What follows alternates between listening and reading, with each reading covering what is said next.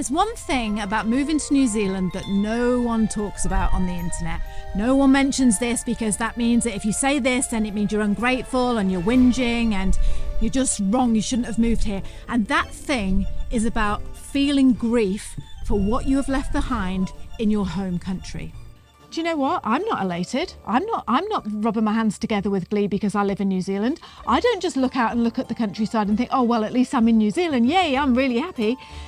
In this week's episode, we're going to talk about a subject that is so important. I wish we could just make so many videos to reach so many people. And that is the feeling of that loss that you will feel, which is completely natural, completely normal, but sadly is not talked about. So let's jump on in and find out what the grieving process is like when you move from one country and come all the way to the other side of the world and give up everything you've had to another. NZAhead, coming to you from Taranaki, New Zealand. Hello and welcome to the podcast. I'm Liz. And I'm Brian. And we're back this week to talk about something that's really close to our heart, actually. This is something that has just been brought to our attention in a recent interview that we did this morning, actually. Yes. Where someone said something and it struck us as being so important that we had to come on here now and make a separate podcast about it. That thing was about grieving for what you've left behind when you move to New Zealand. I've never really heard of it as grieving, but it actually is it's perfect. It is perfect, yeah. Because I suppose at one time I would never know what grieving meant until what happened, over the last few years and things, that you always look at it as like, oh, you've lost someone. Yes. When you grieve and not something. Yeah. All right, yes, you could grieve if you broke your favourite Ferrari up or something and it's never going to be back again. Yes, you would go through a grieving process. But I never thought of it as grieving for what you've left behind. No. Yeah. To say it far better than we ever could, we're just going to play you the clip where we are talking to a couple called Will and Ira. They're from Portland, Oregon, the USA. They've just moved to New Zealand. They've been over here 6 months and they're having a really tough time. He's lost his job. He's, they're eating through their savings. Yeah, moving around the country. But this actual conversation that you're going to hear was off air. So this wasn't in the podcast. This was spoken between the four of us.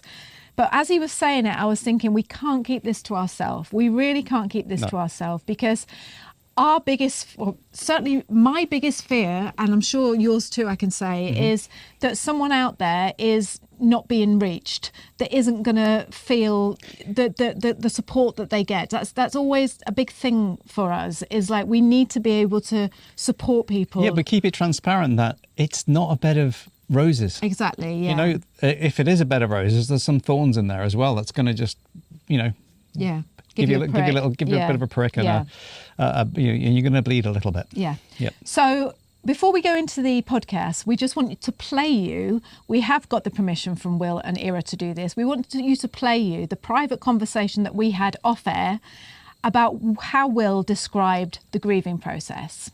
I know that in a year from now, I'm going to look back and I'm going to say, I'm really glad that this happened because it led to these chain of events.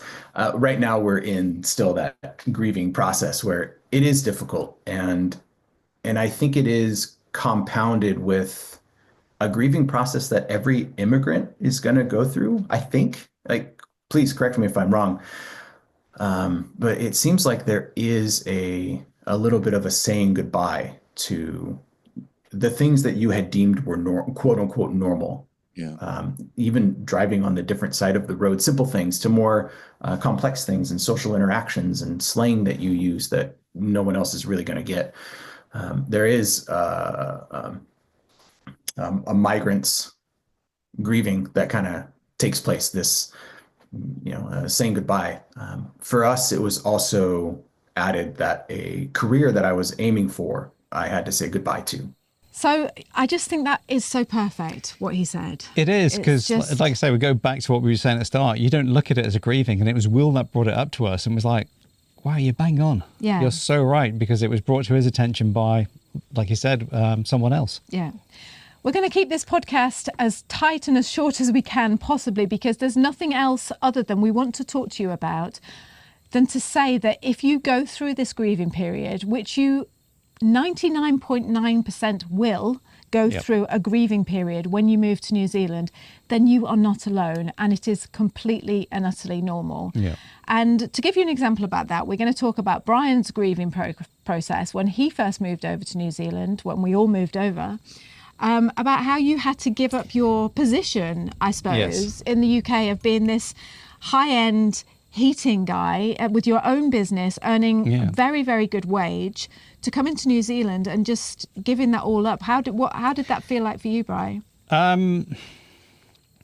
You forget how hard it is afterwards. Once you've gone through that initial first year, and I did do a podcast on about being a plumber coming to New Zealand many years ago when we first started the channel. But you didn't really talk about the grieving side. But the actual side of it that it's, do you know what, straight off the bat, you're an immigrant, and to actually, you go, oh, you're not an immigrant. It's like, yes, I am an immigrant. I'm an immigrant to New Zealand, and to come into a different country with your skills that you've got, because the country needs those particular skills. I came through as a plumber, a gas fitter, and an electrician. So three big skills that we need here in New Zealand. But to come over, I had to come over on my, my plumbing qualifications is what were not brilliant, but you couldn't come through as a gas fitter. And again, my plumbing qualifications were stronger than my electrical qualifications, even though I was a registered electrician, City and Guilds and everything like that. So to come over to New Zealand, and this is where this thing is like, oh, we don't do this like back in the UK. We don't do this thing back in the UK. And you keep saying it all the time. And that's something you've left behind. And, then you get classed as a bit of a whinging pom. And you guys don't realise how hard it is to actually come over here and change completely. And it takes time. And that's what I'm trying to explain to you. It can be really, really hard because you keep getting knocked back all the time. And you've got to go back into yourself and go, come on, you've got to stay strong, and you've got to adapt to their way of life. Because you at the end of the day have come to a different country. It's one of the hardest things. Unless you've done it, you can't comment on it. You really, really can't. And if you're a New Zealander and you're going, oh, well, you shouldn't be coming to this country anyway. It's like, this is what has made this country what it is, by people coming over. And it's such a hard subject to talk about, but it can be very hard for those individuals, especially if you're from America or you're from France or you're, a different country that speaks a different language. If you're from India and things like that, it's very hard for these people to come over and not feel that tug of home. It really, it pulls on you at times. Yes, you're missing family. It's your decision to come here, but it is very hard, and at times it can be very, very hard. But on the other hand, with what Will was saying about in the interview that we did with him, the lifestyle is that bit different, that bit slower, that bit easier. So the trade-off can be very hard, but it's good. Do you know what that really stood out when we were talking to Will in that interview was, like Bryce said at the beginning of this podcast, you tend to think, I tend to associate grief with losing someone. So I am grieving someone who has died, for example. Yes. But actually, grief affects people when they lose their job, when they move house, when they split up with their partner, when they get a divorce, and moving to New Zealand or any country is right on up there. And I don't think it's spoken about enough. And I really hope that this podcast reaches a lot of people, because, like I say, there might be people out there, because we're all very...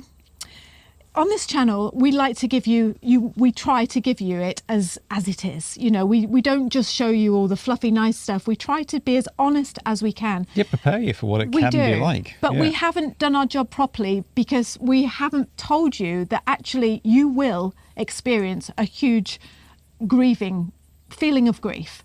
Yeah. And I don't think we've ever spoken about that before. And I know we're doing it now, but I wish we'd done it sooner, because I don't want anyone to sit there thinking, do you know what? I'm not elated. I'm not rubbing my hands together with glee because I live in New Zealand. I don't just look out and look at the countryside and think, oh, well, at least I'm in New Zealand. Yay, I'm really happy. What's wrong with me? Like, why am I not feeling like that?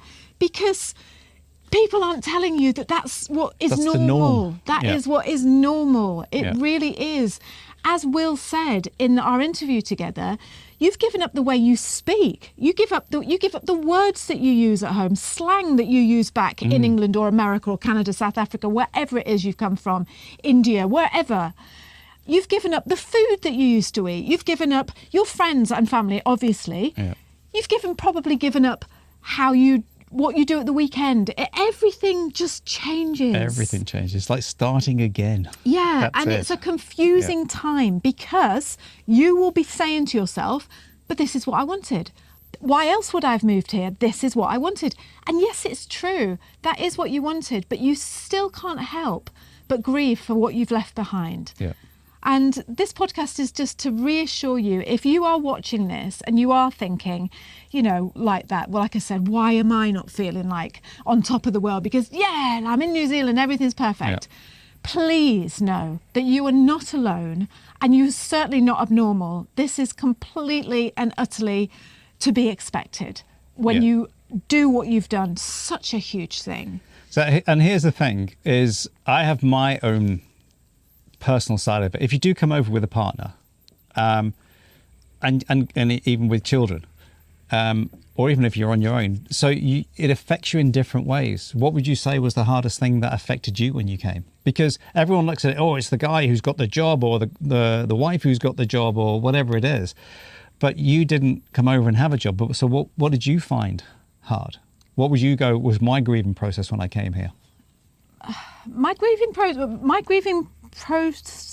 looking back now, was things like sense of humour. I missed just the British sense of humour, and I've said this before on this podcast. I tried not to be sarcastic when I came here because I didn't think it would be appreciated. So I tried to put that to one side, and I almost tried to be like a bit fake, like, I'm going to be a new person. I'm going to be really positive. Yeah, I'm going to be really positive because I live in New Zealand now, and it just actually really tugged me down, because I was being not authentic to myself. When you find your people and you can just go back to just your sense of humour, or even better, start a YouTube channel and then you can just be do whatever you want. Podcast. Yeah, but that was a huge grieving process for me. Apart from the normal of not having my family. Yeah. Also, I didn't have any friends, or the friends that I were making I was forcing myself to be their friend because I thought that I needed friends. So, they'll do, like, you're new to this country. Oh, let's make friends. Like, I didn't have anyone. And that was a big grieving thing of, just all of it, Bri, But it is, isn't it? And it's like, it's what you've missed. And sometimes you just think, what am I doing here? Yeah. You do, don't you? Yeah, you do. Because it's just like, I feel so isolated sometimes that, I am new here. I'm not accepted.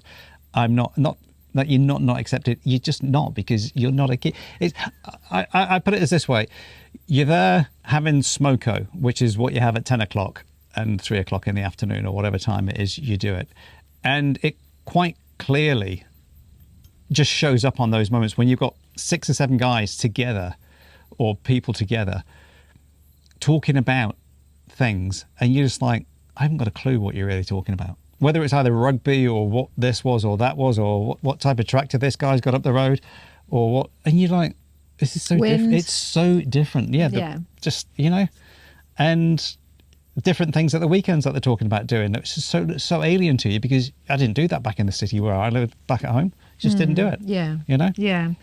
And I think that's what this is all about. But I'm trying to say is, you're not a Kiwi, because you're with them over time. And you're so desperately trying to be. Yes, but you're trying to get in, but you're just like, I don't know where to get myself into the conversation unless they go, hey, Brian, where are you from? What are you doing? Very rare does that ever happen. Yeah. It's just like, shut up, you and you. And here's the key, okay? And this is why probably we haven't made too many videos sharing this. Here's the key. You will feel, when you feel these grieving feelings and this loss and the fact that you've given up yourself to start a new self, to move to a new country, you will feel guilty for airing those thoughts that you're having. You will feel like you're being ungrateful. You will feel like, oh, you're not a true Kiwi. You will feel like you're scared that people are going to say to you, why did you even come in the first place then? You'll be fear saying it to your family, because your family will then say, well, why don't you just come home? Just come home if you don't like it. It's a whole big fear thing around it. Me and Brian fear coming on here and talking like this and having comments that will say, which they no doubt will if you're watching on YouTube, you're just whinging poms. And that kind of like sums it up, because you don't want to whinge. You want to come to your new country that you've invested all this time, effort and money into, and you want to make it work. Yeah. But what we're saying to you is, deep down, you will have feelings of, I can't stand it. I feel sad. I feel depressed. I feel guilty. I feel this. I feel grieving. And that is perfectly okay. So please, we just want you to know, and I don't care who says we're whinging, whatever, we're over that. We don't mind about that. It's a bit boring. It is. We don't care. But we know that you will, because you're new to the country and you want to make an impression and you want it to work and you want to feel positive and you want to be that person that never lets anything bother them. Just know that what you're thinking and what you're feeling is completely normal. Just go through it. My advice to you would be to get routine. You know, just try and take your time. Be patient with yourself. It gets so much easier with time. It gets better.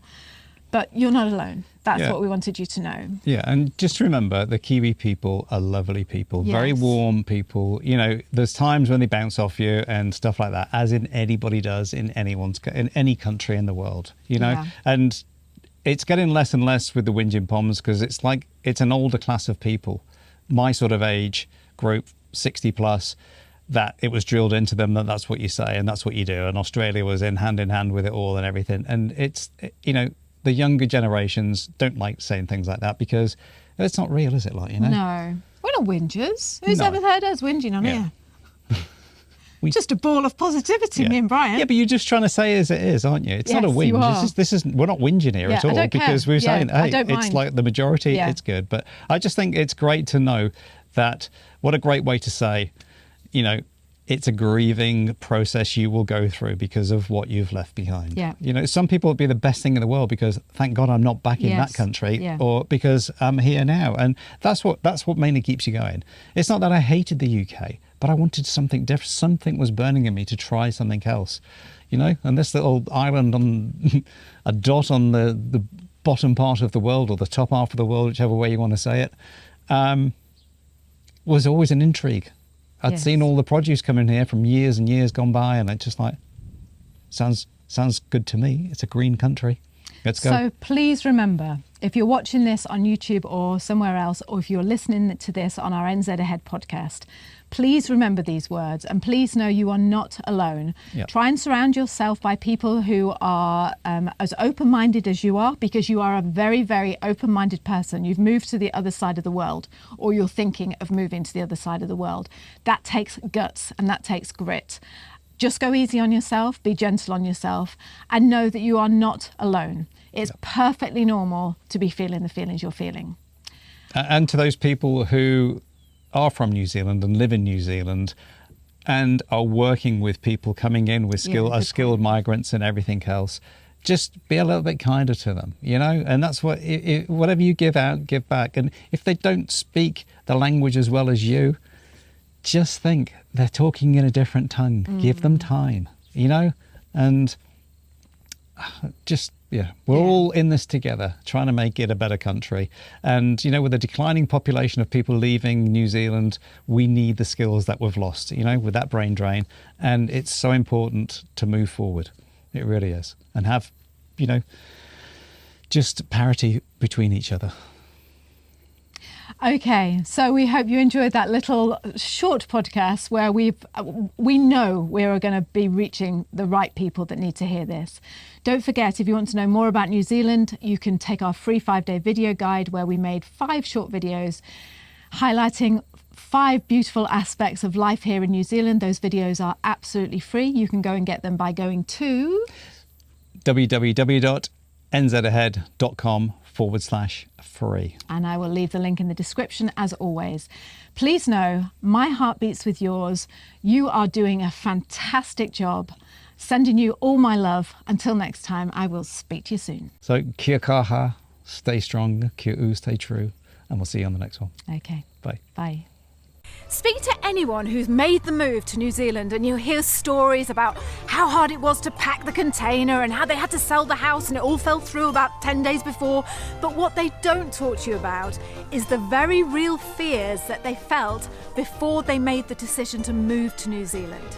Never in that group of people have I ever heard anyone say, I moved to New Zealand, I got there, I was broke. In this week's episode, we're going to explore 3 very, very real and honest fears that are often what causes people to just cancel their plans altogether and not make the move to New Zealand.